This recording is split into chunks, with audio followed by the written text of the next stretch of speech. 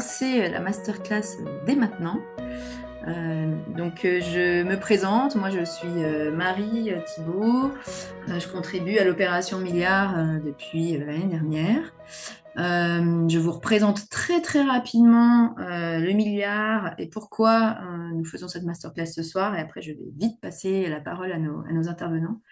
Donc le milliard, l'opération milliard vise à lever 1 milliard pour la transition juste, rassemble toutes les parties prenantes qui veulent tirer dans cette direction. Il y a déjà eu une bonne dizaine de masterclass pour nos adhérents depuis la fin 2024. Et celle-ci, elle est vraiment spéciale. A priori, il y avait vraiment un besoin, puisque déjà l'année dernière, nous avons fait un grand recueil des besoins de demandeurs de financement, dont 2 tiers des répondants étaient des associations. Euh, de plus, les financeurs auxquels nous nous adressons aujourd'hui posent beaucoup de questions sur les enjeux du financement du monde associatif. Donc évidemment, on s'est dit que c'était une thématique qu'il fallait traiter. Je me permets de rappeler à tout le monde que cette masterclass est enregistrée. Donc si vous ne souhaitez pas être vu à l'écran, coupez bien votre caméra. Sinon, gardez-la ouverte avec plaisir. C'est toujours plus agréable de voir à qui nous nous adressons. Donc aujourd'hui, nous avons 3 intervenants qui vont prendre la parole chacun à leur tour, en commençant par Michael Huet, délégué général du mouvement associatif, Pierre Valentin, expert finance durable, et nous finirons avec le témoignage de Jean-Michel, cofondateur de l'association Ciel Bleu. Michael, sans plus attendre, je vais commencer à faire défiler les slides et je te laisse la parole. Eh bien, merci Marie, Oh, pardon, merci. je te coupe, pardon. Mettez toutes vos questions par écrit dans le chat. Pardon, Michael. Pas de Et nous souci. y répondrons pendant la session de questions-réponses en fin de masterclass. Merci. Oui, merci Marie, merci à tous et merci à l'Opération Milliard pour l'invitation. C'est très important pour le mouvement associatif de pouvoir évoquer ce sujet au plus grand nombre de personnes possible, puisque c'est vraiment un sujet central pour nous. Peut-être en quelques mots et assez rapidement, présenter le mouvement associatif. Le mouvement associatif, c'est la tête de réseau, des têtes de réseau associatives en France. La vie associative est organisée en réseau thématique en France. Et puis, il y a une trentaine d'années, des présidents de ces têtes de réseau thématiques se sont dit qu'il serait intéressant de créer une structure qui s'appelait auparavant la CPCA, une structure pour représenter le champ associatif dans sa globalité. Et donc, aujourd'hui, le mouvement associatif représente une cinquantaine d'associations nationales. Vous avez quelques associations, quelques logos de structures associatives dans la slide, et puis représente également des structures territoriales, des mouvements associatifs régionaux qui sont dans 12 régions métropolitaines, ainsi que l'île de la Réunion et la Martinique. Donc on a un positionnement et national et territorial, ce qui fait une complémentarité assez intéressante. Euh, à quoi nous servons? Donc effectivement, on est la structure, une des structures, la structure représentative des associations en France. En tout cas, nous sommes un interlocuteur des pouvoirs publics sur le fait associatif. On représente à peu près la moitié des associations en France, plutôt celles qui sont fédérées. Euh, mais on a une interlocution en représentation de toutes les associations en France. L'objectif, c'est de valoriser et développer le fait associatif, la vie associative en France. On a eu des réflexions sur des enjeux globaux qui correspondent aux enjeux actuels de la vie associative. Et puis, on est vraiment l'interlocuteur des pouvoirs publics sur ces questions-là. Puis, on essaye, par l'intermédiaire d'événements, par l'intermédiaire de communication, de valoriser le champ associatif et la place qu'elle prend dans la société. On en reparlera un petit peu tout à l'heure. Euh, Peut-être vous faire commencer par un élément, puisque de temps en temps, il y a un petit peu de... Enfin, il est important de reposer quelques éléments sur le champ de la vie associative. Est-ce que la vie associative représente, comment elle est positionnée? Déjà, le nombre, on est entre 1,4 et 1,5 million d'associations euh, créées, existantes en France, 70 000 associations créées tous les ans. Donc là, je vous donne l'exemple de 2023, mais c'est à peu près la même chose en 2024, c'est même un peu plus. Je crois qu'on a battu des records, on doit être à 78 000 associations créées en 2024. Euh, et un solde positif entre 35 et 40 000 associations, entre celles qui disparaissent et celles qui se créent. Donc un secteur plutôt très dynamique. Le fait associatif, c'est quelque chose à la mode également, puisqu'il y a énormément d'associations qui se créent. Entre 15 et 20 millions de bénévoles, donc 13 millions de bénévoles actifs, 5 millions de bénévoles qui sont bénévoles chaque semaine, qui agissent très régulièrement dans les structures associatives, euh, et 1,8 million de salariés. On a 9,5% de l'emploi privé en France. On le dit souvent, c'est plus que le secteur de l'automobile, c'est plus que le secteur de, c'est le plus gros secteur privé en France. Donc voilà, il y a un impact important du secteur associatif si on met ce secteur-là plus le secteur de l'ESS de façon très globale, on arrive à des chiffres qui sont assez impressionnants, 12-13% de l'emploi privé.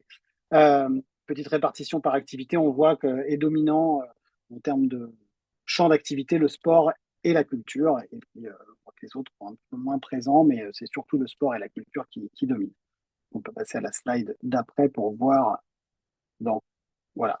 Euh, Environ 90% d'associations, mais on aura un graphique un peu plus lisible tout à l'heure, ne sont que des structures associatives composées de bénévoles. Ça, c'est important à dire. Il y a 10% des associations qui ont des emplois salariés. Donc, quand on est une structure associative avec de l'emploi, ben, on est un petit peu une exception dans le paysage associatif français. 150 000 volontaires en service civique accueillis, pas que dans les associations, mais à peu près 70% dans les associations. Donc un secteur très dynamique aussi sur le champ de la jeunesse. Euh, 48%, alors, les chiffres ne sont pas tout à fait à jour, on pourrait mettre un peu plus même, des Français de plus de 18 ans sont membres au moins d'une association.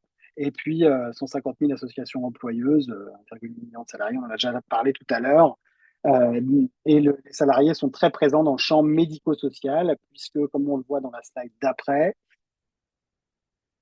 eh ben non, raté, du coup, tant pis. On a 79-80% des associations qui n'ont pas de salariés. Et puis, ensuite, on voit que si on additionne les 80% sans salariés plus les 9% d'associations avec un ou deux salariés, on est toujours sur des très petites structures, et voire très, très petites structures. Euh, donc, l'association type en France, c'est une structure qui n'a pas de salariés et qui agit avec une quinzaine, une vingtaine de bénévoles, donc plutôt des petites associations. Et on verra la partie financière tout à l'heure. Le financement des assos, alors là, on vous a fait un petit état des lieux, notamment ce que représente la vie associative en termes de milliards d'euros, en termes de points du PIB, 113 milliards d'euros. Euh, et puis ensuite, donc ça c'est le poids économique de la vie associative. Et puis ensuite, on a quelques chiffres qui datent un petit peu, mais ils sont actualisés dans les slides d'après, mais qui montrent que aujourd'hui, la vie associative est particulièrement en danger. Un tiers des associations ont un résultat financier inférieur à leurs prévisions. 30% des associations ont dû augmenter leurs cotisations, c'est-à-dire leurs ressources propres aux associations. Une association sur deux est contrainte d'arrêter certains projets. On verra que ça s'accentue encore plus depuis mars-avril dernier. Et une association sur trois a déjà adapté ou annulé ses activités. Donc, un système de crise, on peut le formuler comme ça, une crise à trois têtes. D'abord, une crise inflationniste. Les chiffres que je vous explique, que je vous montre là, sont des chiffres qui datent d'un an après la crise notamment la crise liée au coût de l'énergie. Mais on peut additionner à cette crise inflationniste une crise démocratique avec notamment l'injonction du contrat d'engagement républicain qui vient réprimander les associations à travers leur positionnement politique ou les choix qu'elles font dans leur organisation. Et puis là, la troisième crise qui vient s'additionner, c'est une crise budgétaire, une crise financière. On voit que, les subventions chute de façon importante, on va le voir dans les slides d'après, et puis euh, l'addition de ces trois crises vient mettre en danger le secteur de façon globale. peut-être la slide d'après. Ouais. Si on reprend un petit peu les budgets en termes de connaissances, de constats de la vie associative, on a, si on prend le graphique de gauche, on voit bien que les associations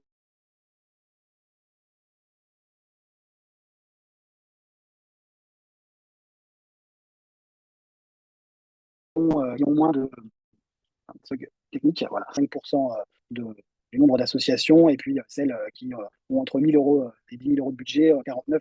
Grosso modo, si on additionne ces les trois premiers chiffres, on arrive à peu près à 80% des associations, et le reste, celles qui ont entre 50 000 et 500 000 euros de budget, sont dans les 20% qui restent, sachant que plus de 500 000 euros de budget, avec avec 7-8 salariés, on est vraiment sur des chiffres qui sont assez bas. Par contre, en budget cumulé, ces associations qui ont plus de 50 000 euros de budget représentent pratiquement 71% de la vie associative.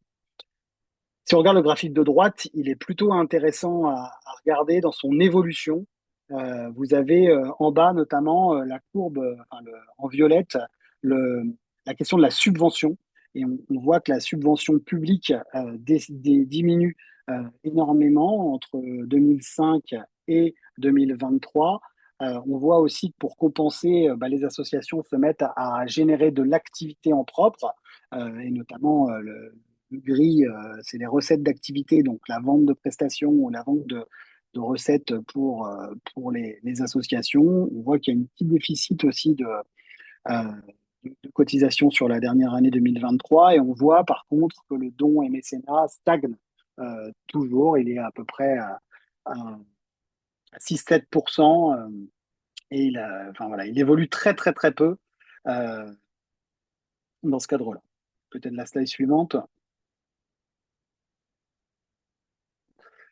Là, ce qui est intéressant de regarder, c'est la comparaison entre effectivement les recettes d'activité en bleu en haut, et puis les subventions. Et là, à l'intérieur des recettes d'activité, il y a ce qu'on appelle la commande publique, donc le fait de de mettre les associations en concurrence, la question de la marchandisation de la vie associative, la question de mettre en concurrence des acteurs privés et des acteurs publics, enfin des acteurs associatifs, pardon.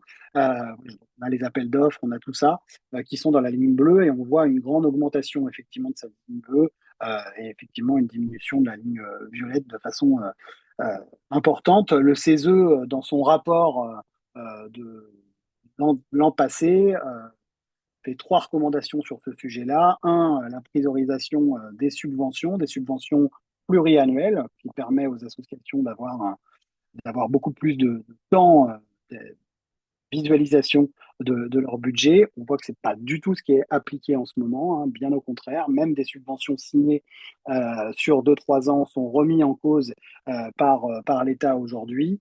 Euh, de créer un fonds national de soutien à la vie associative, et de simplifier les démarches. Mais ça, la question de la simplification des démarches, ça revient depuis 10 ans sur le sujet dans la vie associative. La question du Fonds national est une question intéressante. On pense au mouvement associatif qu'on est arrivé au bout d'un modèle, qu'il faut qu'on arrive à sécuriser la subvention, mais nous sommes arrivés au bout d'un modèle, celui de en tout cas, on ne peut pas laisser l'État choisir si l'association, l'État ou les collectivités territoriales, choisir si une association peut être subventionnée ou non. Il faut absolument qu'on arrive à prendre le devant. On voit ce qui se passe en Pays de la Loire. Le conseil régional décide du jour au lendemain pratiquement de ne plus financer la vie associative. On voit des associations tous les jours qui sont sur le carreau. On ne peut pas être dépendant d'un choix politique autant que ça. Donc, il est important d'utiliser cette recommandation du CESE, et puis de travailler sur la création d'un fonds financier pour pouvoir, deux fonds au pluriel financier, pour pouvoir travailler sur l'autonomisation de la vie associative. Je vois le temps défiler, donc il faudrait qu'on passe. Voilà. On a mené une enquête avec Exopé, le réseau national des maisons des associations, au mois de mars-avril. Donc ça, c'est vraiment l'élément la plus actuelle que l'on a actuellement. On a sur 6 000 associations qui ont répondu à l'enquête, la moitié des associations euh, ont des problèmes de trésorerie actuels et c'est encore pire depuis le PLF et depuis les budgets dans les collectivités territoriales. Un tiers des associations employeuses disposent d'une trésorerie inférieure à 3 mois. Ça aussi, ces statistiques, on est en train de suivre une petite cohorte, ces statistiques se sont également empirées.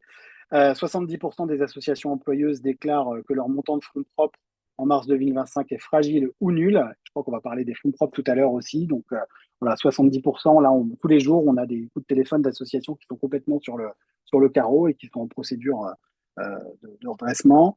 Euh, et de l'autre côté, on voit bien sur votre droite que les financements, ils sont particulièrement incertains. Peu d'associations qui ont de la visibilité sur le renouvellement. Euh, Là, ce chiffre-là a beaucoup augmenté dans la cohorte, mais on est plus pratiquement à 10% des associations, des demandes qui ont été refusées ou alors des grosses diminutions, comme c'est dans le chiffre 45%. On peut passer à la avant-dernière slide. Pas de solution pour les assos, peu de solution de négociation. On est vraiment dans l'impasse. Les associations employeuses, c'est encore pire pour elles. Euh, des assos qui se tournent vers leur banque, mais on repère aussi qu'il y a un déficit de connaissance des banques du secteur associatif et de leur fonctionnement.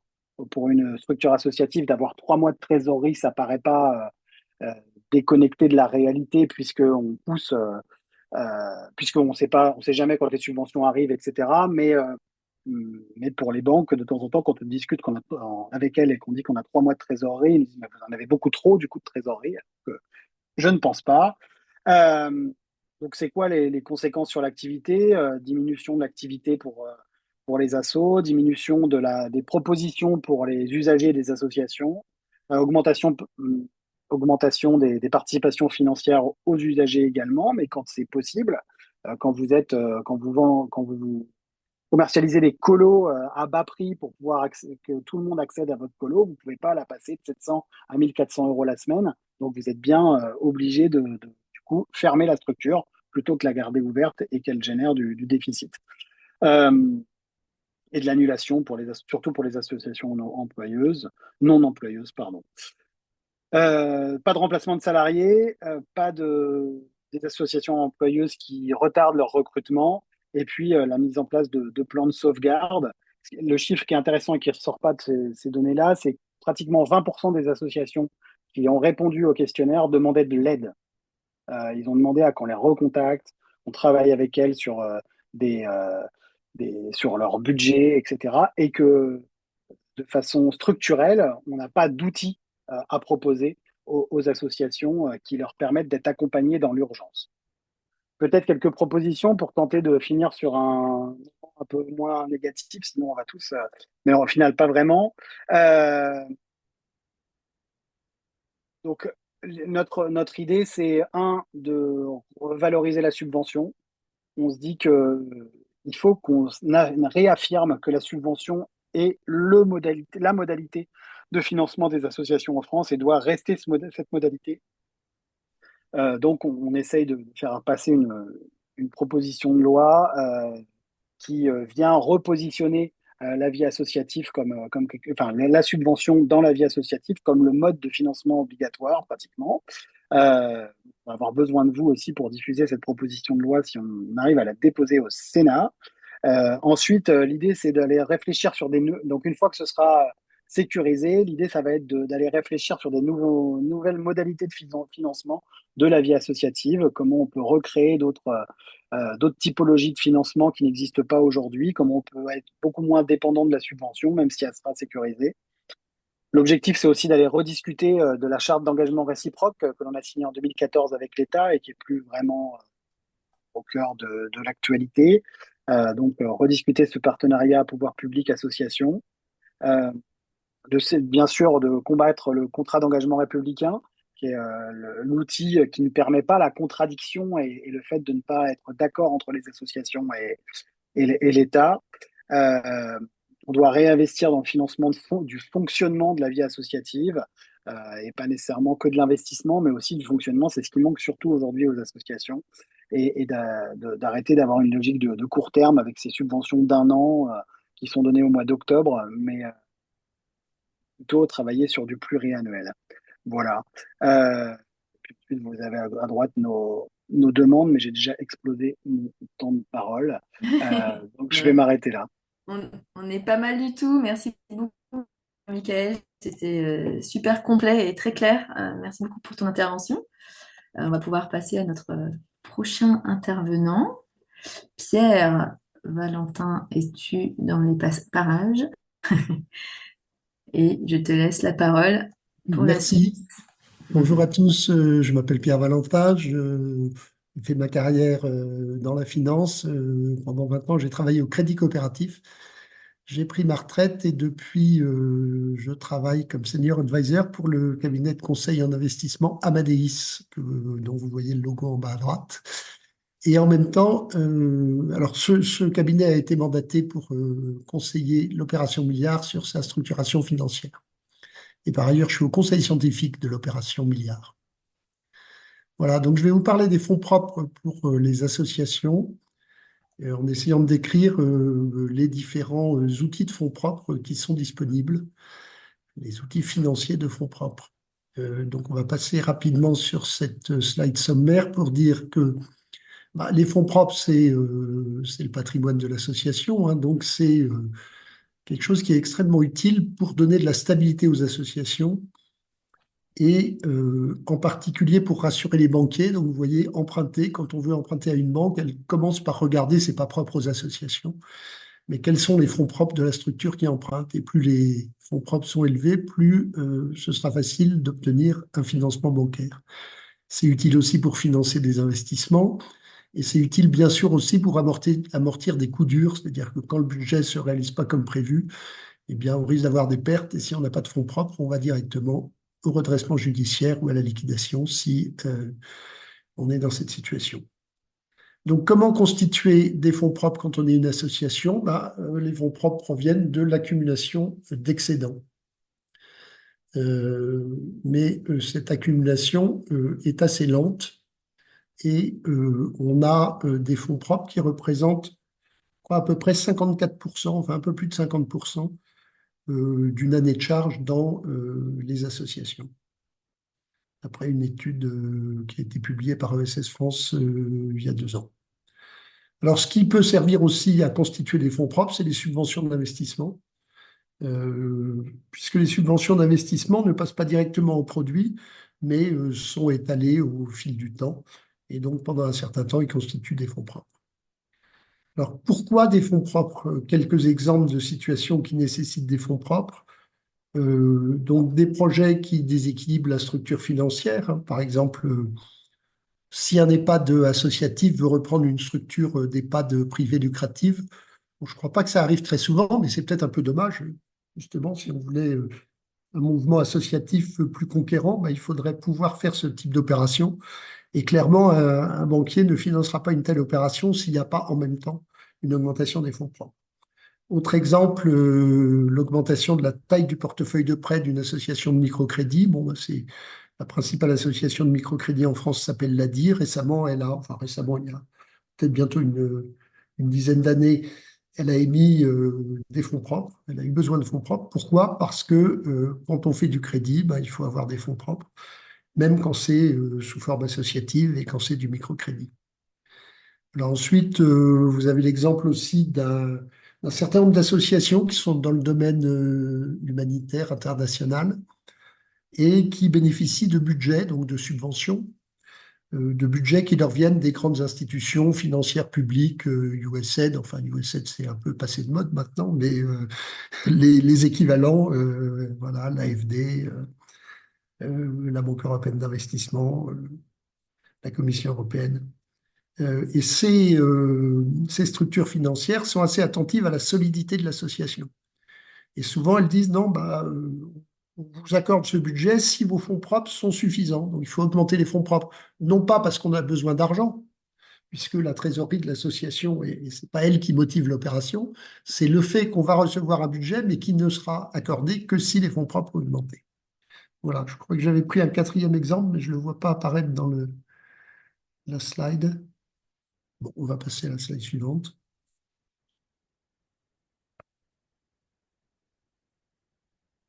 Alors, premier exemple de fonds propres, le plus simple, probablement le plus ancien, c'est de faire tout simplement, qu'on soit membre ou pas d'ailleurs, un apport par le biais d'une espèce de compte courant qu'on fait auprès de l'association. Bon, ça, des personnes physiques ou des personnes morales peuvent le faire.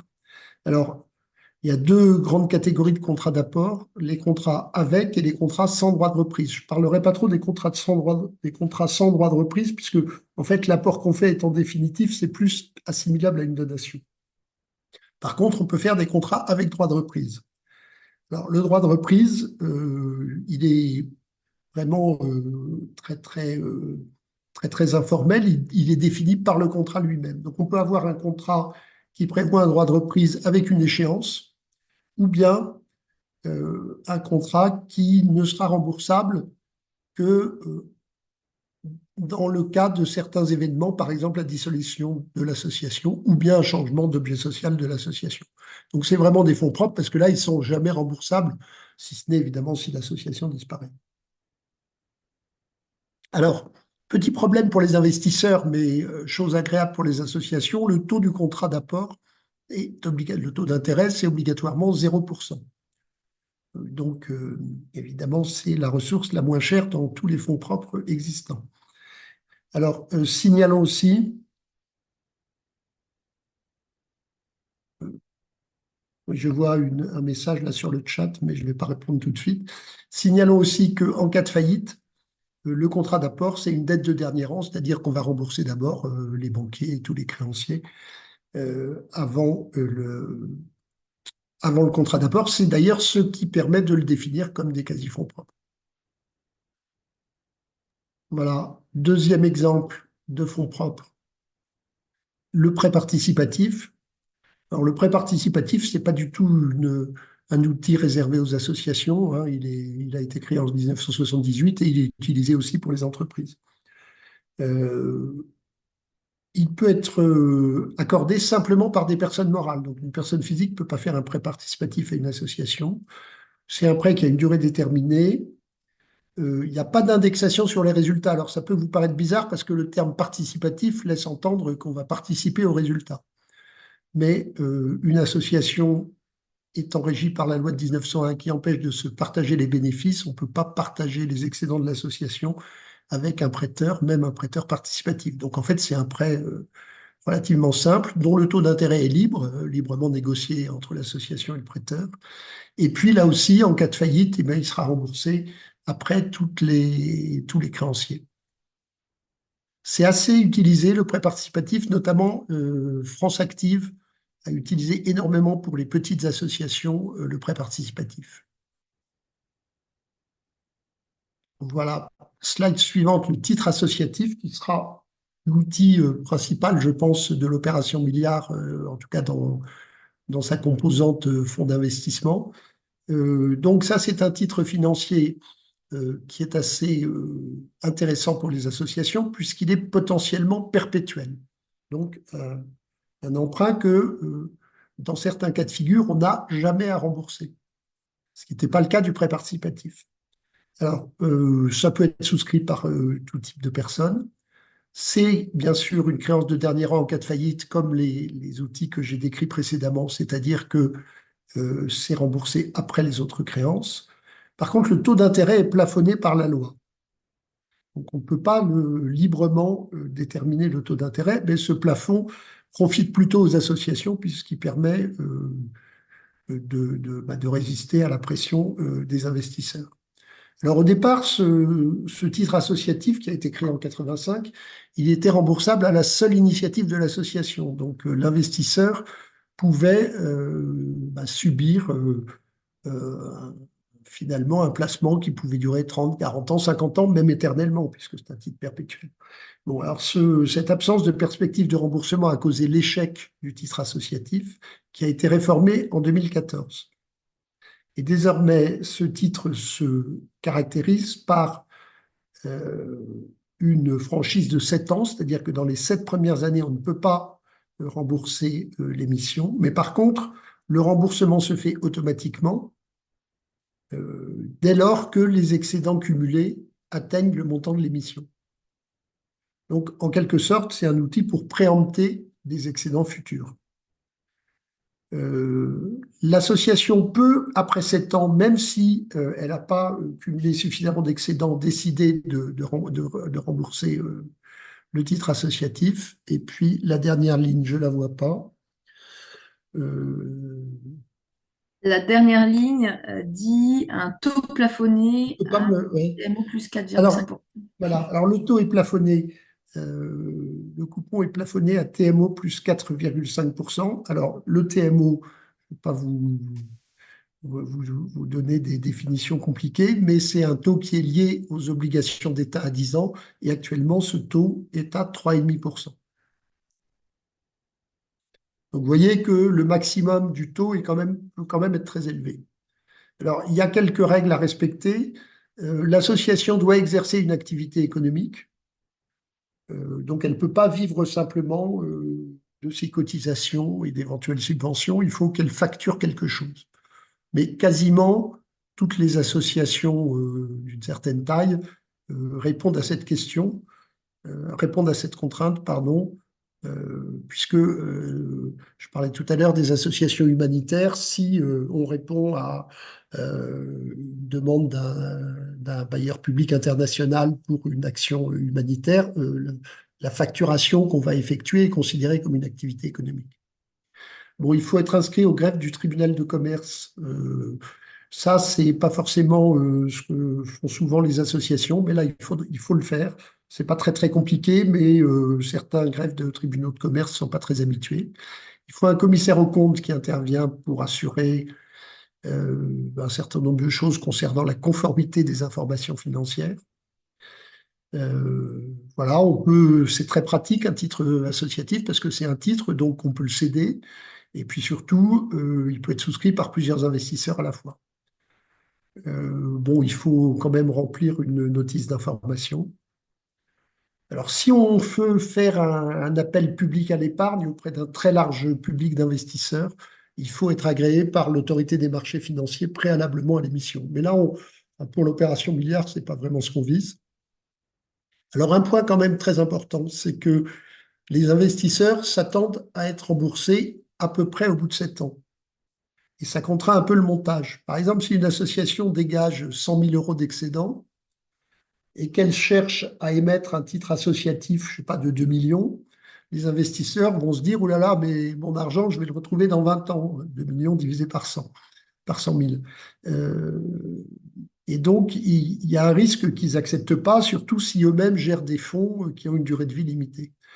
Donc récemment, par exemple, une association que je connais bien, qui dégageait à peu près 100 000 euros d'excédent, a placé exactement 700 000 euros parce que c'était le moyen de convaincre les investisseurs qu'au bout de 7 ans, ça serait remboursé. Voilà ce que je voulais dire. Est-ce qu'il y a slide suivante? Je crois qu'il n'y en a pas.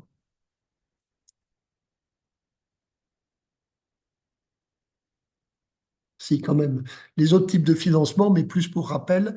Donc, ces financements qui sont évidemment moins risqués pour le prêteur, puisque contrairement à tout ce que j'ai présenté, bah, ils sont prioritaires par rapport aux fonds propres et aux quasi-fonds propres. Donc, ce ne sont pas des créances de dernier rang et ce ne sont pas des créances perpétuelles. Donc, les prêts bancaires, bah, que vous connaissez bien sûr, mais qui ont le défaut souvent d'exiger des garanties, soit des garanties, soit des hypothèques. Donc, c'est un peu compliqué pour les associations qui n'ont pas un patrimoine facile à mettre à apporter en garantie. Et puis, en général, ces prêts sont amortissables, alors que les titres dont on a parlé ne le sont pas. Bon, il y a les obligations associatives, c'est pratique, qu'on peut émettre in fine, c'est-à-dire avec uniquement un remboursement à l'échéance. Et puis qui ne demandent en général pas de sûreté.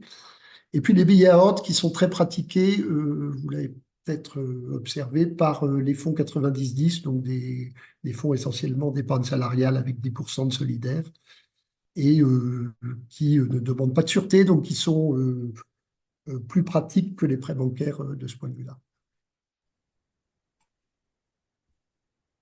Merci beaucoup, Pierre.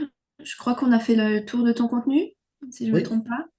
Avant de passer à Jean-Michel Ricard, je te propose, Pierre, de juste répondre à deux questions qui sont apparues dans le chat, qui sont un peu plus techniques que les autres avant qu'on les oublie. La première était pour les subventions, est-ce qu'on n'est pas plus sur des quasi-fonds propres que des fonds propres, avec des risques de volatilité dans le sens incertitude? Peux-tu donner ton opinion sur le sujet? Euh, oui, alors, oui, les subventions d'investissement, effectivement, enfin, une fois qu'elles sont inscrites au bilan, elles sont là, hein. Donc, et elles sont pas directement remboursables une fois inscrites au bilan, sauf cas exceptionnel. En tout cas, la question est plus comptable qu'autre chose, et je crois que c'est classé en fonds propres. Mais par exemple, s'il y a une faillite, les quasi-fonds propres seront tout de même remboursés avant la subvention d'investissement.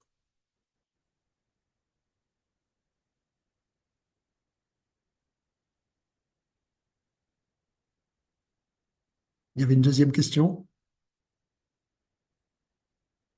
Hop, oui, alors je vais reprendre rapidement parce que donc, du coup, Marie a eu un problème de connexion. Donc, je vais poser la deuxième question et j'espère qu'elle aura le temps de nous rejoindre pour se reconnecter et reconnecter le diaporama après ça. Donc, la question, c'est... Je suis là, désolée, C'est j'ai bon. été bootée hors de... Excuse, je reviens et je repartage. Donc, j'en profite juste pour poser la question en attendant, qui était est-ce que ça peut financer de l'aide à la pierre pour des projets d'habitat inclusif? Écoutez, oui, ça peut financer absolument ce qu'on veut à partir du moment où on convainc les investisseurs que l'association va dégager des excédents au fil de l'eau et que au bout d'un certain temps, alors si possible 7 ans, mais si c'est 8, 9, 10, même 15 ans, c'est pas très grave, ils seront remboursés. Je rappelle quand même que s'il n'y a pas d'excédent, le titre associatif, il n'est pas remboursable. Ça veut dire qu'on peut le garder éternellement. Donc, si une association est perpétuellement à l'équilibre, son titre associatif est une ressource qu'elle n'a pas besoin de rembourser. Mais évidemment, les investisseurs ne se situent pas dans cette logique-là.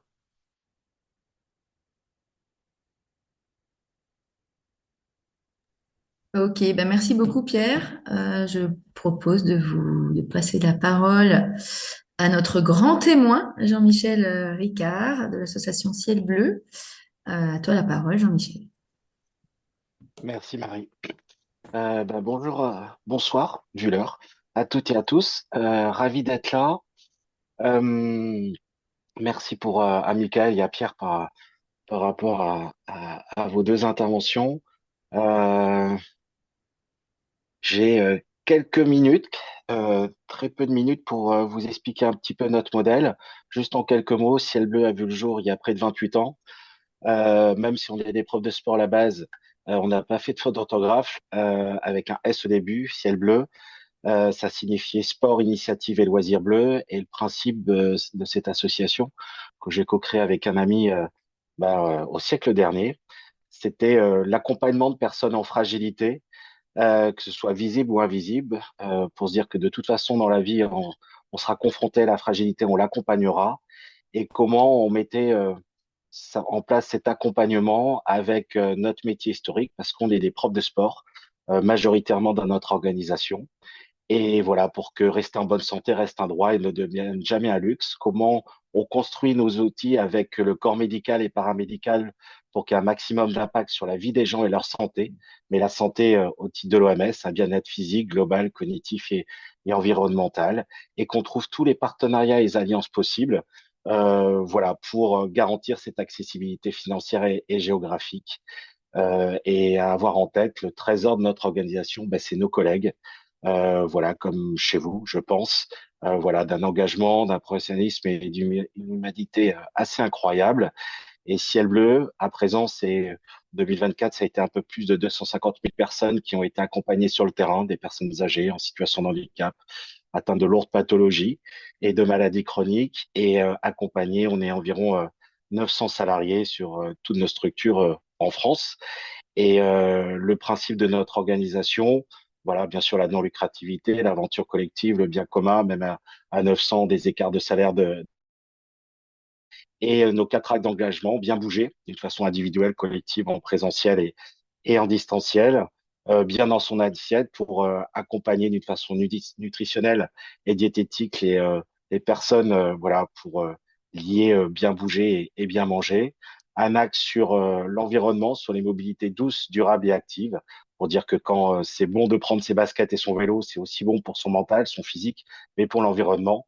Et un dernier axe bien ensemble, qui est quelque chose d'assez transversal, et c'est aussi euh, tout notre axe d'engagement sur les lieux qu'on crée avec des salles de sport santé solidaire, des maisons de santé inversées, des tiers-lieux de la fragilité heureuse en mode auberge espagnole. Voilà. Donc ça, très très rapidement, qui on est. On m'a demandé voilà, de dire un peu d'où vient notre budget, comment est à peu près fait notre budget. À peu près, hein, parce que même si on est une grosse organisation maintenant, bah, voilà, il faut pas se mentir, hein, c'est le merdier hein, quand même, surtout en ce moment. 80% de notre budget viennent de nos activités en direct, personnes morales et personnes physiques. Ces structures sont membres de notre organisation et les personnes physiques, bah, elles deviennent membres comme toute association et avec des tarifs différenciés de 1 à 100. Voilà, c'est quelque chose qu'on est en train de déployer un peu partout pour garantir l'accessibilité financière. Voilà, les particuliers, selon leurs revenus, payent des cotisations et ceux qui ont les moyens payent beaucoup plus pour équilibrer tout cela. Et la même chose pour les personnes morales parce que c'est des maisons de retraite, des hôpitaux, des mutuelles, des caisses de retraite, des associations, des grosses ONG, des collectivités locales et territoriales qui font appel à nous. Et voilà, et selon les structures qu'on a, les tarifs sont différenciés et plus ou moins importants. 15% de notre organisation, c'est du mécénat, de la philanthropie, du budget d'action sociale, de groupes de protection sociale et de fonds d'organismes publics décentralisés, comme les agences régionales de santé. Mais essentiellement, on n'est pas financé, on n'a pas de subvention de fonctionnement en France. Dans les autres petites sœurs au niveau européen, oui, mais pas en France. C'est pour des actions en direction de personnes en grande fragilité et en précarité. Et 5%, c'est des remontées de dividendes de nos petites sœurs. Donc, c'est des structures capitalistiques qui appartiennent à 100% à l'association dans le monde du travail, sur la digitalisation, sur relocaliser du matériel sportif produit en France et pas à l'autre bout du monde. Enfin, voilà, des choses comme ça. Des fonds européens qui sont très euh, aidants à nos côtés depuis très, très longtemps. Et des alliances avec des partenaires à travers le portage de projets co-construits. Voilà, c'est des alliances avec Signe de Sens, que vous connaissez peut-être, qui est une association assez incroyable dans le nord de la France qui nous a permis de répondre à un appel à projet pour co-construire le principe de récré sportif pour des gamins en situation de handicap ou des gamins de l'ASE. C'est la construction de programmes bien manger, bien bouger et remettre de l'utilité pour des personnes à la retraite avec le fonds Danone écosystème en ce moment. Enfin voilà, c'est de la co-construction. Et la dernière slide, et je suis très très rapide, les 3 axes, le BFR, notre organisation, on en a parlé avant, ça a été pendant très très longtemps des billets à ordre, voilà, avec une frilosité de plus en plus grandissante d'un certain nombre de financiers, bancaires. Voilà, quand c'est chaud, bah, ils mettent le parapluie et c'est quelque chose qu'on voit en ce moment et des titres associatifs qu'on a levé il y a 2 ans et demi, 3 ans, avec un consortium de 5-6 partenaires. Et là, un autre souci, c'est que voilà, on est en conflit, en confrontation totale avec nos commissaires aux comptes qui ne veulent pas les mettre en quasi-fonds propres ou en fonds propres. Et heureusement que l'expert comptable est là. Donc, à chaque bilan depuis 2 ans, 3 ans, ils nous mettent une réserve parce que nous, on les met en quasi-fonds propres. Et vous voyez, cette somme, c'est 4 millions d'euros. Donc, si c'est en haut ou en bas de votre bilan, il y a un différentiel de 8 et c'est assez énorme. L'axe principal et important chez nous, il y a le fonds de solidarité qui permet l'accessibilité financière de nos actions. Voilà, pour des mamans isolées au RSA avec les épiciers sociaux et solidaires, pour accompagner les gens de la rue avec le SAMU social, pour prendre soin de personnes âgées et personnes malades en prison. Enfin voilà, pas mal de choses. Et là, c'est du mécénat, de la philanthropie, des budgets d'action sociale, d'organismes paritaires qui nous permettent de travailler sur cette accessibilité financière. Il faut aussi savoir que ces soutiens sont français, mais aussi européens, voire bien au-delà, pour aider notre organisation en France. Et le dernier axe, la recherche et l'innovation. Il y a un institut de recherche sous forme associative chez nous qui est dirigé par un comité scientifique et social assez élargi et un médecin santé publique spécialisé en éthique. Et là, de nouveau, c'est du mécénat, des appels d'offres voilà, qui peuvent être lancés par euh, l'Institut national du cancer ou l'État quand on a droit de répondre. Malheureusement, on a droit de répondre à pas grand-chose. Des fonds de partage co-créés avec des organismes financiers où il y a une partage des frais de gestion qui nous permettent voilà, de récupérer du mécénat, de la philanthropie pour nos actions d'innovation et de recherche. Et de l'alliance avec le monde de la recherche. Je vous donne juste un petit exemple. Un de nos plus grands partenaires, bah, c'est l'INSERM en France depuis pas mal d'années. Et voilà, ça a été de la recherche de financement main dans la main et des programmes de recherche main dans la main qui ont été publiés en France, qui ont permis de faire avancer, mais aussi publiés à l'étranger, comme dans le BMJ, le British Medical Journal. Voilà, c'est nos différentes organisations pour essayer d'être là encore dans quelques années. Voilà en quelques mots. J'ai été Merci. très rapide, Marie, hein, ça c'est Ouais, top. c'était... Juste, oui. j'ai pas juste, je vais dire deux petits mots quand même, parce que c'est vrai que c'est pas simple le monde en ce moment, c'est très anxiogène et c'est loin des chiffres, mais je pense que le monde qui nous a mis dans cette impasse nous impose d'être performants, efficaces, efficients. Nous, on a barré tous ces mots depuis très très longtemps. On parle de robustesse comme la nature. Il y en a qui parlent de premier de cordée. Il y a 28 ans, on a écrit quelque chose. Et c'est aussi important à replacer tout ça et à dire à nos partenaires, à nos mécènes, à nos financeurs, au pouvoir public. On a écrit quelque chose qui est le dernier de cordée. On a eu la chance de faire un peu d'alpinisme. On sait que si on prend pas soin du dernier de cordée, on va nulle part. Mais si on prend soin de lui, c'est bon pour lui et le collectif. Et on peut même viser la Lune et aller sur les étoiles. Et je finirai par deux petits mots. On a une tradition dans l'histoire de Ciel Bleu, portée avec vraiment le trésor de notre organisation, les collègues. C'est chaque année mettre en avant un petit mot, une petite phrase de poète, d'écrivain, parce que c'est ça qui traverse les siècles. Et je vais vous en partager deux. Un de Pablo Neruda, un poète écrivain assez incroyable. Il écrivait ils peuvent arracher toutes les fleurs, trois petits points. Ils n'arrêteront jamais le printemps. Donc, même si c'est dur, ne perdez pas espoir. Continuez à défricher, à avoir de pas de côté et d'une façon collective à aller taper sur le point sur la table en disant que on ne se laissera pas faire et que tout ce que vous faites et tout ce qu'on fait au quotidien, c'est tisser des liens. Et la seule chose qui reste au bout de la vie, c'est les liens qu'on aura tissés tout au long de notre vie. Et un deuxième petit mot de quelqu'un que j'aime beaucoup, Kung Fu Panda. Je pense que c'est la base Kung Fu Panda. Mais finalement, c'était Lao Tse qui l'avait écrit. Et pour se dire que l'opération milliard, c'est aussi du présent. C'est un cadeau. Et ce qu'il avait écrit hier, c'est l'histoire. Demain est un mystère. Aujourd'hui est un cadeau. C'est pour cela qu'on l'appelle le présent.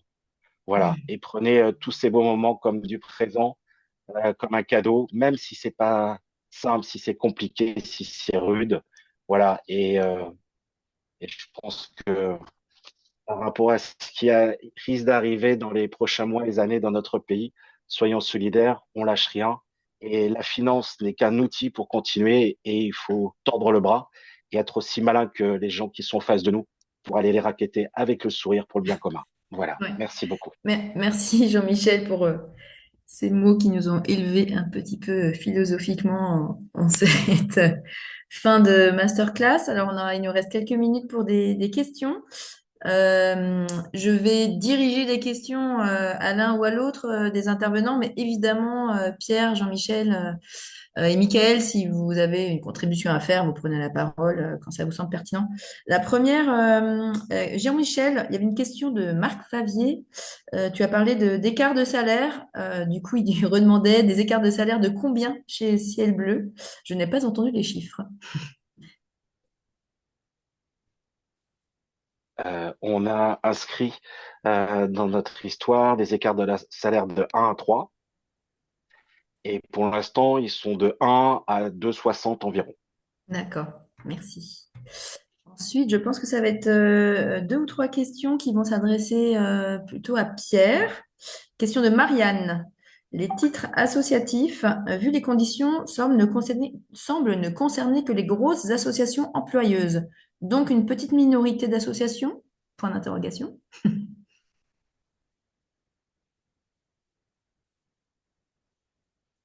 On t'entend pas, Pierre. Il faut que tu remettes ton micro. Oui, ça dépend de la taille du titre associatif lui-même. Je parlais d'une association qui faisait à peu près 100 000 euros d'excédence. Son budget, c'est environ 4,5 millions. Donc voilà, on peut considérer que c'est difficile de faire du titre associatif très en dessous de ce genre de montant. Mais ça, c'est quand on fait un titre associatif qui s'adresse à plusieurs investisseurs, qu'on va le marketer, pour employer un terme anglo-saxon. Maintenant, si on s'adresse à l'opération milliard comme unique investisseur, les choses peuvent être plus simples et on peut imaginer des titres associatifs plus petits, puisque nous, on fera une notice d'émission un peu standard et on simplifiera la vie. Mais bon, il restera les contraintes législatives, la nécessité d'un commissaire aux comptes, et ça, c'est peut-être un peu lourd pour certaines associations Ok. petites. Mais bon, on peut considérer que voilà, au-delà de 5-6 millions de budget, c'est faisable. Sandra a posé une question liée à la précédente. Ces outils, donc plus largement tous les outils que tu as présentés, Pierre, sont à destination des associations en capacité de générer des revenus, donc, ou pas forcément? Alors, pas forcément sur le contrat d'apport, surtout s'il est avec un droit de reprise à la dissolution, mais pour le prêt participatif et le titre associatif, bah, c'est plus la question, c'est une question qu'il faut poser au prêteur. Bon. Sur le titre associatif, il faut qu'il y ait une activité économique donc qui va générer du revenu, ça c'est dans la loi. Sur le prêt participatif, c'est moins strict. Et donc, c'est au prêteur de s'assurer qu'il va être remboursé. Donc, s'il n'y a pas de revenu, bah, il faut qu'il y ait des subventions euh, ou des donations qui apportent de quoi rembourser. Hmm. Encore une question plutôt pour toi, Pierre. Concernant les titres associatifs, pouvez-vous évaluer le volume de travail pour le montage et le suivi d'une telle opération? Alors, je ne vous cache pas que le volume de travail est très élevé si on va, je dirais, dans la nature, à la rencontre des investisseurs pour placer un titre éventuellement auprès de plusieurs investisseurs. Pour l'opération milliard, ce sera plus simple. Donc, il y aura quelques démarches administratives si vous n'avez pas déjà un commissaire aux comptes et si vous n'avez pas un numéro de ce qu'on appelle de RCS auprès du tribunal de commerce. Et puis pour le reste, il y aura quand même un business plan parce que l'opération milliard, évidemment, est très favorable à ce développement des fonds propres associatifs, mais elle sera quand même sérieuse dans la gestion du fonds d'investissement. Une question que je vais peut-être reformuler par rapport à quelques commentaires qui sont apparus dans le chat. Euh, c'est vrai qu'il y a une énorme proportion d'associations qui sont des petites associations. Quels seraient peut-être du coup, les outils les plus adaptés aux plus petites associations? Il n'y a il y a pas de doute que le prêt participatif est un peu plus adapté que le titre associatif pour les petites associations. Ok. D'ailleurs, c'est l'outil qu'utilise France Active, hein. Enfin, si vous allez sur le site de France Active, je pense que vous pouvez trouver des informations là-dessus. Super. Euh, Écoutez, il me semble, à part si mes collègues du Oui, milliard, oui, Violaine et Nathan, me on a disent une petite question pour oui. Jean-Michel Ouais. sur pourquoi est-ce que vous n'avez pas cherché de subvention publique Mm. et est-ce que vous pouvez nous donner un retour d'expérience de votre contrat à impact social? Alors, contrat impact social. Euh, Lorsqu'il y a eu un gouvernement, je pense qu'il était de gauche, enfin, il paraît, euh, j'ai pas vu, qui a lancé les contrats impact social, ils ont pris comme exemple Ciel Bleu, mais finalement, on n'a pas été retenu du tout. Parce on mettait trop de qualitatif et comme on était dans le domaine de la santé, le ministère de la Santé n'a jamais voulu être le payeur final. Des investisseurs, c'était faisable. Enfin voilà, on avait fait un montage très pertinent avec des évaluateurs externes du monde de la santé et de la recherche, mais il n'y avait pas de payeur final. Voilà, et on voulait le faire pour démultiplier ce qu'on a. Il y a quelques années, on était allé chercher l'Institut Curie pour démontrer l'impact de l'activité physique suite à un cancer du sein, pour démontrer la baisse du taux de récidive. Voilà, avec des résultats assez étonnants. Mais au-delà des chiffres, voilà, une reprise de la vie quand on s'en sort assez magnifique. Donc, on n'a jamais eu de contre-impact social. Et pourquoi on n'a pas eu de subvention publique? Ah bah, ah bah ça, c'est une vraie question qu'on se pose depuis 28 ans. Bah, en gros, on peut se dire qu'on est dans le sport, mais on n'est pas une fédération, pas du sport de compétition, et les différents ministres des Sports depuis très très longtemps nous reprochent d'être trop diplômés pour des vieux, des handicapés et des cancéreux. C'est les mots de certains et certaines en ce moment, parce qu'on sort du monde universitaire essentiellement. Donc on n'est pas sport, on n'est pas santé, parce que bah, on n'est que des profs de sport, donc on n'est pas très sérieux. Non, plus sérieusement, on n'est pas des médecins et la prévention n'est pas à l'ordre du jour. Notre pays est dans un monde du curatif et ce qu'on peut proposer, ou vous sûrement, hein, dans vos structures, de la prévention primaire, secondaire, tertiaire, et ça c'est sur tous les domaines, bah, est pas à l'ordre du jour à part des grands éléments de communication. Et on n'est pas médico-social, sanitaire, parce qu'on n'a pas d'agrément, on n'a pas, voilà. Donc on rentre dans aucune case, au moins en France. Voilà. On est plus aidé par le gouvernement belge, les Belges sont assez incroyables, que par la France, que le gouvernement irlandais ou l'assurance maladie qui prennent en charge nos activités, que la Mm. France. Ok. Des Voilà. modèles à aller regarder ailleurs, peut-être. Je vous propose qu'on fasse une dernière question, parce qu'on approche du temps réglementaire. D'ailleurs, ça y est, on y est. Une dernière question qui va s'adresser à Michael. Et ensuite, on aura un mot très rapide de conclusion par la déléguée générale de l'opération Milliard, Violaine Pierre. Michael, pouvons-nous rêver et dire que la situation va bouger et que l'État va réagir ou non? Ou doit-on sortir le mode guerrier encore très très longtemps? Alors, j'espère qu'on ne l'a pas encore sorti, le mode guerrier, et qu'on va le sortir collectivement ensemble dans quelques temps. Je pense que, enfin, je sais pas vous, mais moi j'ai des coups de téléphone d'associations à peu près tous les jours qui me disent qu'ils sont en train de fermer. Donc, enfin, j'en ai eu une juste avant de vous rejoindre. Euh, et on a besoin de se dire que notre activité, c'est une activité d'intérêt général qui doit être aussi financée par l'État, parce que c'est de l'intérêt général. Et donc, qu'on le dise beaucoup plus fort et beaucoup plus collectivement. Il va falloir travailler ensemble, il va falloir qu'on arrive à entendre notre voix un peu plus, un peu mieux, et sûrement enclencher ce mode guerrier, effectivement, qui était écrit dans le petit message. Euh, Nous, on travaille sur une. Alors, c'est pas, et il va falloir qu'on change de méthode aussi, je pense, parce que c'est pas en faisant des communiqués de presse qu'on va réussir à faire bouger les choses, même si on fait des communiqués de presse et il faut les faire.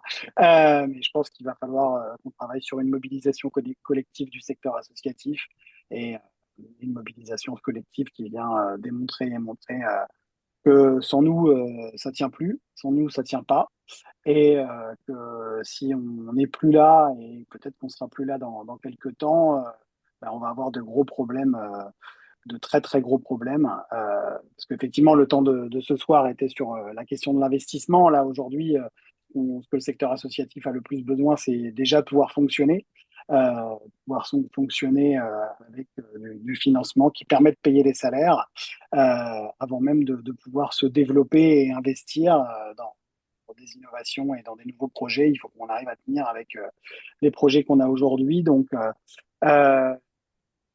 soyez attentifs, on va revenir vers vous sur plusieurs modalités. On a déjà notre proposition de loi là, pour travailler, qui doit passer au Sénat pour sécuriser le secteur associatif. On a des collectifs qui se structurent, on arrive de plus en plus à travailler ensemble collectivement. On travaille avec les fondations, on travaille avec les mutuelles. Enfin, voilà, je pense qu'il y a un vrai intérêt du secteur non lucratif et du secteur à lucrativité limitée de travailler ensemble pour pouvoir agir et avoir un impact beaucoup plus gros. C'est pas que des paroles, c'est pas que du flanc. Il faut vraiment qu'on y aille ensemble. Voilà. Merci beaucoup, Michael. Merci à nos trois intervenants. Moi, j'ai trouvé ça ultra riche, très complet. J'espère que vous aussi. Je vais donner la parole à Violaine pour un mot de conclusion, juste en disant qu'évidemment, pour compléter Michael, sur un slide que je lui ai sauvagement squeezé, le monde associatif, c'est 40% des crèches, 10% des hôpitaux. 50% des accueils de loisirs, etc., etc. Donc évidemment, il y a un impact économique et social qui est immense et qu'on sous-estime complètement. Violaine, je te laisse conclure, s'il te plaît. Merci, je vais faire bref parce qu'on a dépassé le temps, mais un immense merci déjà à Marie et Nathan pour l'organisation de cette masterclass. Merci Mickaël, Pierre et Jean-Michel parce que c'était des éclairages importants. Vous avez tous vu dans le chat, il y a un ensemble de sollicitations. Je vois lui, Marie, qui a lancé aussi un mouvement autour de changements systémiques, démocratiques. Donc, je vous invite tous à regarder ce qui s'est passé dans le chat. Côté opération milliard, donc on a cet événement au CESE, je voulais terminer là-dessus, le 13 juin au matin à Paris. On vous enverra le lien d'inscription avec le replay de cette masterclass pour celles et ceux qui peuvent être là. On rassemble un ensemble de financeurs, d'acteurs pour faire part de nos constats. L'idée, c'est que derrière, on veut pouvoir lancer nos véhicules de financement.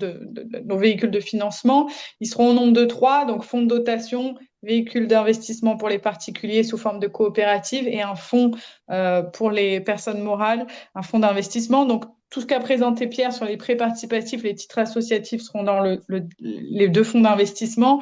Et évidemment qu'on veut apporter notre pierre à l'édifice aussi avec un fonds de dotation, mais qu'on pense que l'apport de l'opération milliard, au fur et à mesure qu'on prend de la force et de la confiance en nous, il sera sur la question des subventions, il sera davantage sur les plaidoyers qu'on pourra mener par la suite. Et à ce titre, on mène cette année un plaidoyer sur la question d'un fonds de garantie USS, donc c'est un plaidoyer pour nos fonds d'investissement, mais ça nous permet de vraiment comprendre les arcanes d'un bon plaidoyer et dans les années qui viennent, et j'espère dès l'année prochaine, on voudra pouvoir mener des plaidoyers plus compliqués puisque ne nous le cachons pas, le plaidoyer que s'apprête à mener le mouvement associatif est complexe et on joindra notre voix à celui-là et en apportant les compétences et les forces de notre mouvement et donc on rejoindra les forces sur comment on peut financer le monde associatif de manière plus systématique avec des subventions qui ne dépendent pas du bon vouloir des politiques. Eh bien, voilà, donc sur ce, on se quitte. On espère se retrouver le 13 juin au CESE. Il y aura une assemblée générale, le 10 juillet en ligne pour le vote des adhérents. Si vous n'êtes pas encore adhérent de l'opération milliard, c'est rapide et ça prend 5 minutes. Mais je pense que si vous êtes inscrit à cette masterclass, c'est que vous avez dû l'être. Et donc, on se retrouve le 10 juillet après le 13 juin pour un vote sur le lancement de nos opérations financières. Merci à tous. Merci beaucoup. Merci à tous. Au revoir.